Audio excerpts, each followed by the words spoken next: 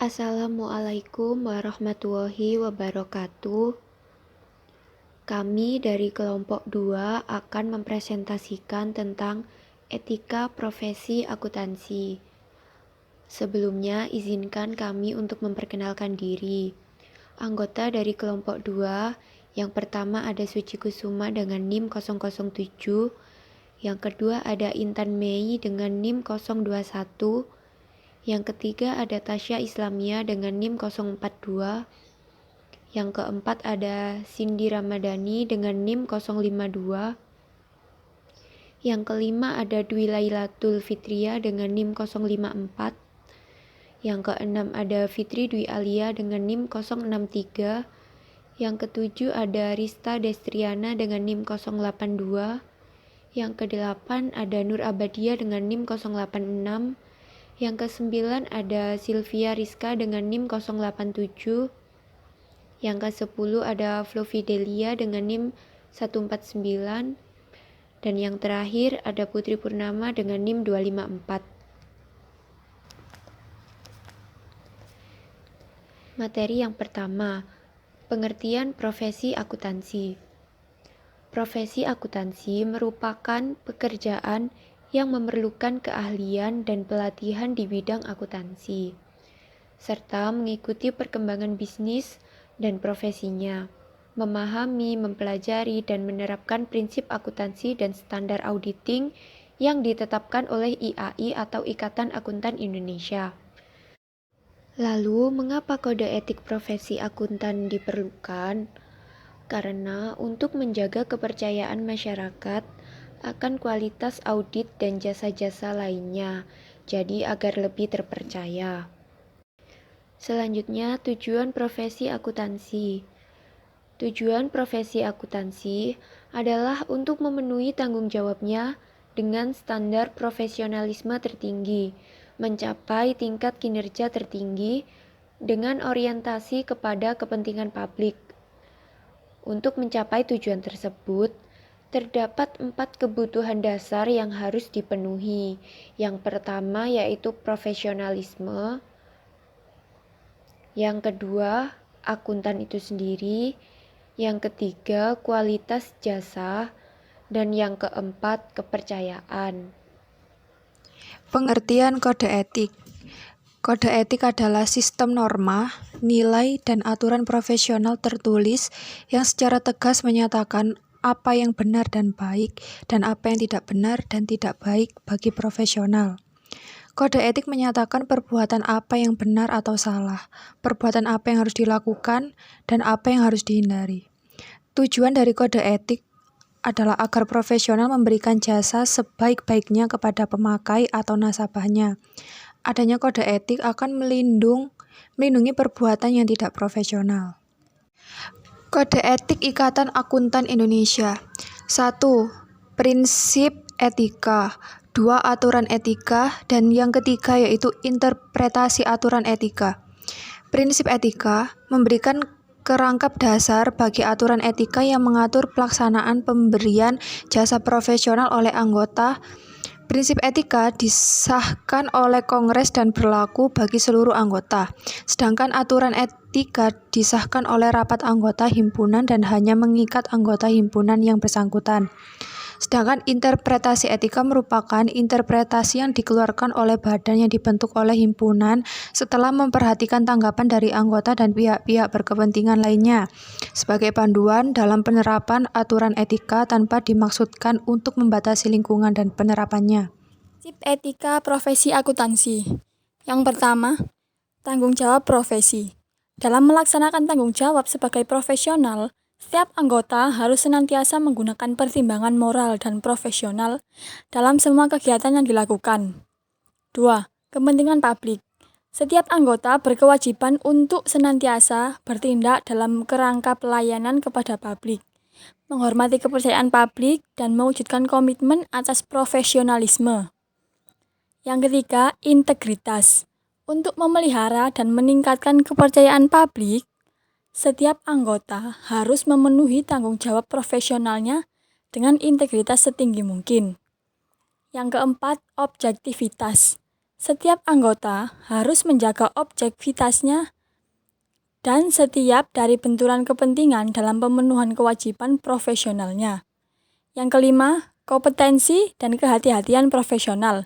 Setiap anggota harus melakukan jasa profesionalnya dengan kehati-hatian, kompetensi, dan ketekunan, serta mempunyai kewajiban untuk mempertahankan pengetahuan dan keterampilan profesional pada tingkat yang diperlukan untuk memastikan bahwa klien atau pemberi kerja memperoleh manfaat dari jasa profesional yang kompeten berdasarkan perkembangan praktik, legislasi, dan teknik yang paling mutakhir. 6. Kerahasiaan. Setiap anggota harus menghormati kerahasiaan informasi yang telah diperoleh selama melakukan jasa profesional dan tidak boleh memakai atau mengungkapkan informasi tersebut tanpa persetujuan, kecuali bila ada hak atau kewajiban profesional atau hukum untuk mengungkapkannya. Yang ketujuh, perilaku profesional. Setiap anggota harus berperilaku yang konsisten dengan reputasi profesi yang baik dan menjauhi tindakan yang dapat mendiskreditkan profesi. Yang terakhir, standar teknis. Setiap anggota harus melaksanakan jasa profesionalnya sesuai dengan standar teknis dan standar profesional yang relevan. Sesuai dengan keahliannya dan dengan berhati-hati, anggota mempunyai kewajiban untuk melaksanakan penugasan dari penerima jasa selama penugasan tersebut sejalan dengan prinsip integritas dan objektivitas. Pelanggaran etika profesi ada 5, yaitu yang pertama pelanggaran publikasi, penawaran jasa tanpa permintaan, iklan surat kabar, pengedaran buletin kantor akuntan. Yang kedua adalah pelanggaran objektivitas opini, mengecilkan penghasilan, memperbesar biaya suatu laporan keuangan. Yang ketiga, pelanggaran independensi. Seorang internal auditor holding mempunyai KAP yang memeriksa perusahaan anak holding tersebut. Yang keempat, pelanggaran hubungan administratif dengan teman seprofesi, kasus menerima klien yang ditolak KAP lain berlatar belakang perang tarif. Yang kelima, perubahan opini akuntan tanpa pendukung kuat, WTP tanpa kertas kerja memadai. Standar etika akuntan manajemen. Kompetensi. Yang pertama, meningkatkan pengetahuan dan kemampuan secara berkesinambungan. Yang kedua adalah melakukan tanggung jawab profesional sesuai dengan peraturan dan standar teknis. Yang ketiga, menyiapkan laporan dan rekomendasi yang jelas serta lengkap setelah melakukan analisis yang memadai atas informasi yang relevan dan dapat dipercaya. Kerahasiaan. Yang pertama adalah tidak mengungkap informasi rahasia dalam pelaksanaan pekerjaan kecuali diizinkan atau diwajibkan secara hukum. Yang kedua, memberitahu bawahan secara memadai tentang kerahasiaan informasi dalam pekerjaan dan mengawasi kegiatan mereka untuk menjamin kerahasiaan. Standar etika akuntan manajemen. Integritas. 1. Menghindari konflik kepentingan baik yang nyata maupun yang terlihat dan menasihati seluruh pihak tentang kemungkinan adanya konflik kepentingan.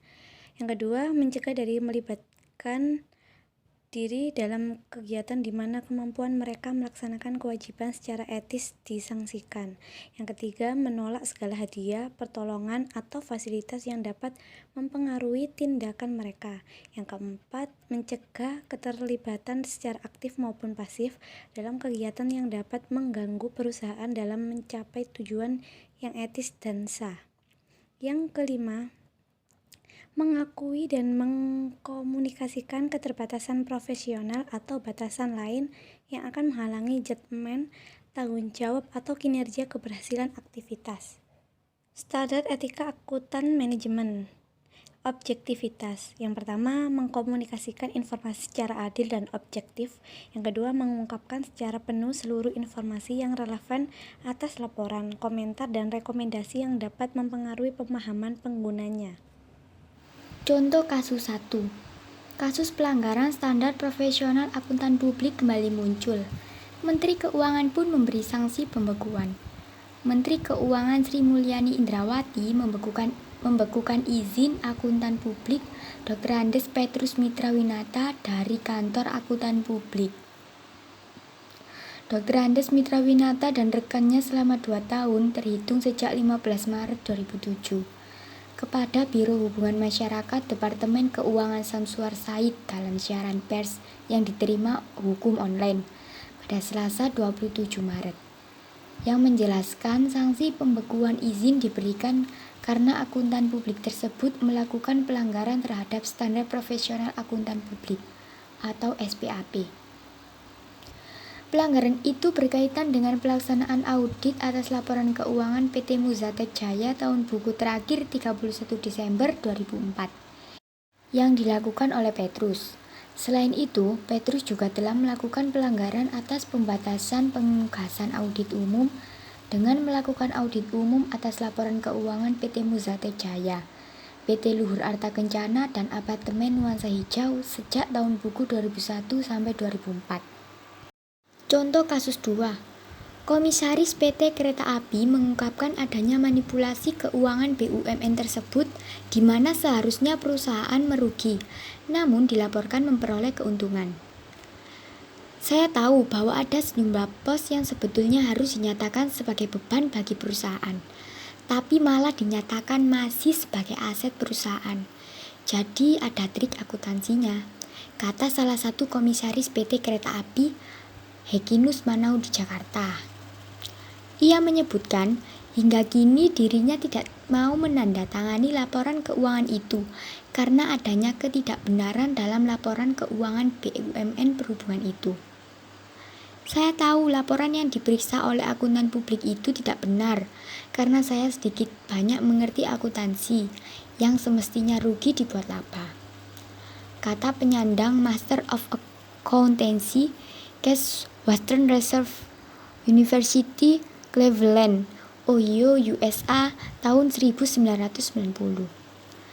Akibat tidak ada tanda tangan dari satu komisaris, rapat umum pemegang saham atau RUPS PT Kereta Api yang seharusnya dilaksanakan sekitar awal Juli 2006 ini juga harus dipending. Demikian presentasi dari kelompok kami. Saya mewakili kelompok 2. Apabila ada kekurangan ataupun kesalahan, mohon dimaafkan dan dibenarkan. Wassalamualaikum warahmatullahi wabarakatuh.